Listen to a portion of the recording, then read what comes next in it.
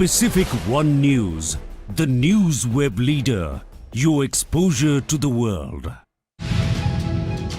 Karnataka to get second Vande Bharat train in July, Union Minister Prahlad Joshi said. PM Modi lashed out in Ajmer, Congress looted everyone equally. Congress legislature party condemns the treatment meted out to the wrestlers. Singapore Prime Minister tests positive for COVID again in rare rebound case. Hi, this is Khushi Chauhan and you're watching Pacific One News, the news web leader, your exposure to the world. Union Minister for Mine, Coal and Parliamentary Affairs Prahlad Joshi announced on Thursday in Hubballi that the state will get a second Vande Bharat Express train in July, which will run between Bengaluru and Dharwad. Joshi stated that he had spoken to the Minister for Railways, Ashwini Vaishnav, in this regard. All preparations for running the super-fast train are complete. The Union Railway Minister has given assurance to inaugurate the new train by July, he added. Prime Minister Narendra Modi had inaugurated the first Vande Bharat Express train between Mysuru and Chennai. This was the first Vande Bharat train in South India. The people have expressed their happiness over the new train between Bengaluru and Dharwad as it connects North Karnataka with state capital Bengaluru. The people of twin cities Hubballi and Dharwad can experience the much sought after finest rail service after the introduction of the Vande Bharat train. Prime Minister Narendra Modi, while addressing a public meeting in Ajmer, Rajasthan, surrounded the Congress fiercely. The PM said that it is very important that the money sent by the government should be fully used for development works. But the Congress during its rule had made such a corrupt system which was sucking the blood of the country, which was eating up the development of the country. When it comes to loot, Congress does not discriminate against anyone. The Congress loots every citizen of the country, the poor, the downtrodden, the affected, the exploited, the deprived, the tribals and the minorities in equal measure. PM said Congress only knows how to lie, and even today Congress is doing the same. Congress has always cheated even the heroes. It is the Congress which has been betraying our ex-servicemen in the name of one rank, one pension for 4 decades. Keeping only 500 crore rupees on paper, Congress used to say that it would implement one rank, one pension. The BJP government not only implemented one rank, one pension but also gave arrears to ex-servicemen. PM Modi said in 2014 you formed a stable government at the centre after many years. BJP has kept the dignity of your every order. But 5 years back you gave a mandate in Rajasthan as well, and what did Rajasthan get in return? Instability and anarchy? The Congress legislature party today passed a resolution condemning the centre's treatment of the protesting wrestlers. It said that the government is insulting the sportsperson who have brought laurels to the country and condemned the silence of the BJP-JJP government of Haryana in the matter. The Congress legislature party meeting was presided over by former Chief Minister Bhupendra Singh Hooda, party in charge Shakti Singh Gohil and State Party President Uday Bhan, in which 27 MLAs participated. Former Minister Kiran Chaudhary remained absent from the meeting. Gohil said that Haryana is the land of farmers, jawans and wrestlers. He said the daughters of Haryana have made the country proud by winning medals. They are demanding justice by protesting democratically. But due to the apathy of government, he has to think of throwing his medals in the Ganga. He also told the CLP that he would not tolerate them issuing statements against each other. Singapore Prime Minister Lee Hsien Loong said Thursday that he tested positive for COVID-19 for a second time in less than 2 weeks. In a rare case of a rebound, Lee, who is 71 years old, was diagnosed with COVID-19 for the first time on May 22nd.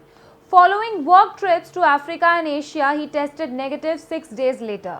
But in a Facebook post Thursday, Lee shared a photo of a positive antigen rapid test that he took. I feel fine, but I am afraid I have turned COVID-19 positive again. My doctors say it is a COVID rebound, which happens in 5 to 10% of cases. He said in his post, Lee said, he has been advised to self-isolate as the virus is still infectious. Although the risk is lower compared to the initial infection, he said he had looked forward to attending the consecration ceremony of an Indian temple early Thursday, but has to miss it to keep others around me safe. Lee will also have to skip a bilateral meeting on Friday with Australian Prime Minister Anthony Albanese, who is due to give a keynote address at the Shangri-La Dialogue Security Forum in Singapore. About 300 people are trapped in the Dharchula and Gunji areas of Uttarakhand following a landslide. On the outskirts of Pithoragarh, the Lipu Lake Tawaghat Motor Road, 45 km above Dharchula near Lakhanpur, has been washed away by 100 meters due to the landslide. Meanwhile, the Uttarakhand State Meteorological Department has issued an orange alert for Uttarakhand for June 1 and 2.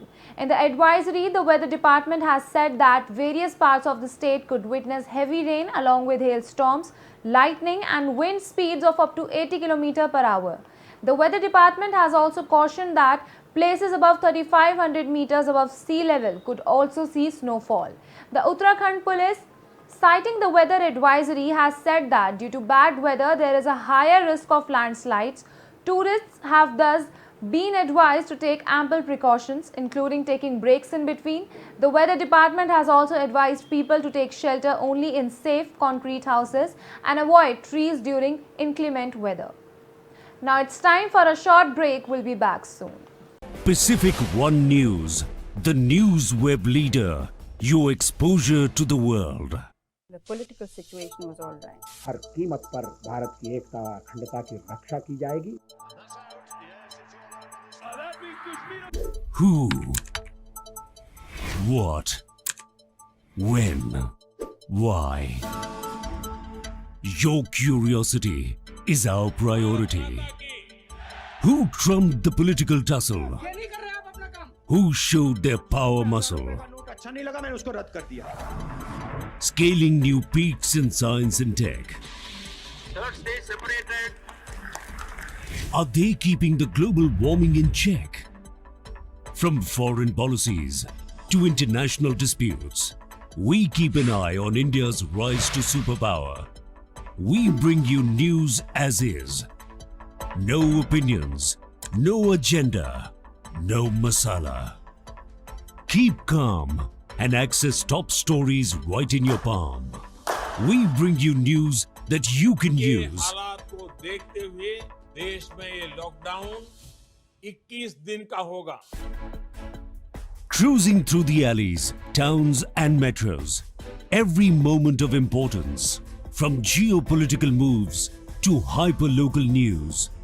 We bring you what's happening in India.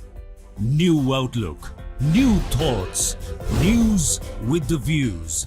Pacific One News, the news web leader, your exposure to the world. So we are back after a break. Now moving ahead. Ahead of the assembly election later this year, Chief Minister Ashok Gehlot announced 100 units of free electricity per month to all power subscribers, domestic or commercial. He also announced a waiver of permanent fee, fuel surcharge and other fees on consumers using up to 200 units of electricity. No consumer will get any bill for the first 100 units of electricity consumed. Gehlot made this announcement late Wednesday night.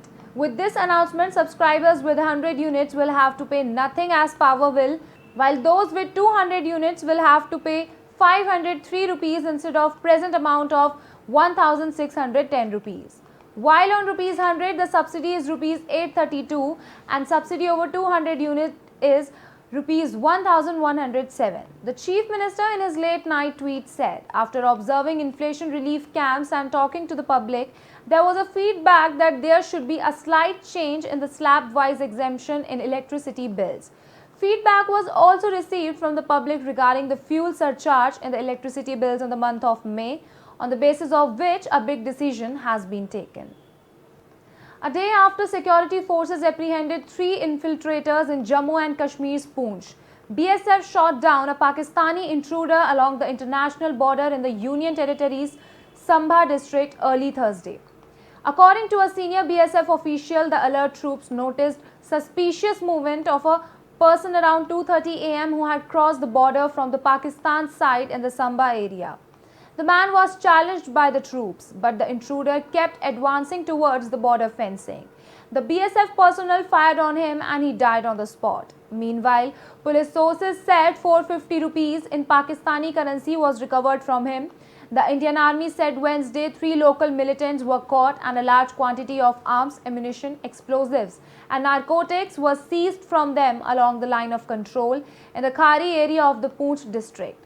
The 3 militants are suspected to have crossed over to Pakistan to bring a consignment into Jammu and Kashmir, he added. 10 days after a food inspector allegedly drained 41 lakh litres of water from a reservoir in Chhattisgarh's Kanker district, apparently to retrieve a cell phone he had dropped in water while clicking a selfie. An FIR was registered against him, a sub-divisional officer and a sub-engineer of the water department, while the food inspector Rajesh Vishwas was suspended last week. Soon after the incident came to light, the department suspended the SDO R.I. Dhivar, who had allegedly given Vishwas oral permission to drain out the water. Dhivar had told his seniors that no such permission was given and that Vishwas is to be entirely blamed for the incident. The two, along with Chote Lal Dhruv, a sub-engineer from the Water Resources Department, were booked under the IPC sections 430 and 34. Local authorities said overflowing water from the dam is collected in the reservoir and is meant for emergency purposes. According to the FIR, Vishwas had dropped his phone in the water while clicking a selfie. To retrieve it, he allegedly took oral permission from Dhivar to drain 3 feet of water from the 10-foot deep reservoir. Filmmaker Mahesh Bhatt has never been one to mince words about his personal missteps. And in a chat with Anupam Kher on the Anupam Kher some years ago, he spoke frankly about being an alcoholic in the youth and the day he decided to quit drinking. The filmmaker said that he was angry, dissatisfied and impatient as a person, and he vented this frustration by drinking too much. Reminded of his former self by his Saransh actor, who told him that he was filled with rage and would often be so drunk that he'd need Anupam to drop him home. The filmmaker said in Hindi, when a man is dissatisfied with himself, he is dissatisfied with the world. I was dissatisfied with myself. I knew I hadn't achieved my potential. I was impatient, but filmmakers can't hide who they are. The truth always shows on screen. Raj Khosla used to say that a filmmaker becomes naked through his fictional stories. Asked about the exact day that he decided to give up alcohol, he said, "My daughter Shaheen had just been born and I continued to drink for a couple of days after her birth. When she came home, I picked her up in my arms and I felt that she turned her face away from me. I sensed a deep sense of rejection and I promised myself I wouldn't drink again. I stopped drinking 26 years ago and I haven't had a drop since." Alia Bhatt's grandfather Narendra Nath Razdan is no more. The actress's grandfather passed away on June 1 after critical health. He was unwell for a while. Mr. Razdan was admitted to Breach Candy Hospital. Some time back, due to a lung infection, since his infection got worse, the doctors decided to shift him to the intensive care unit. Alia Bhatt's grandfather and Soni Razdan's father, Narendra Nath Razdan, left for his heavenly abode on June 1. Veteran actress Soni Razdan took to Instagram and shared a note while informing about the tragic loss. She shared a throwback picture of her father and announced the sad news. Whereas sharing her maternal grandfather's video from his 92nd birthday, Alia wrote a heartfelt caption. She mentioned how he was able to do a lot of things on his own and even played with her daughter. "My grandpa, my hero, played golf till 93, worked till 93, made the best omelette, told the best stories, played the violin, played with his great-granddaughter, loved his cricket, loved his sketching, loved his family till the very last moment. Loved his life. My heart is full of sorrow but also full of joy. Because all my grandpa did is give us joy. For that, I feel blessed and grateful to have been brought up by all the light he had to give until we meet again," she wrote. That's all for now. Stay tuned for more updates. Pacific One News, the news web leader. Your exposure to the world.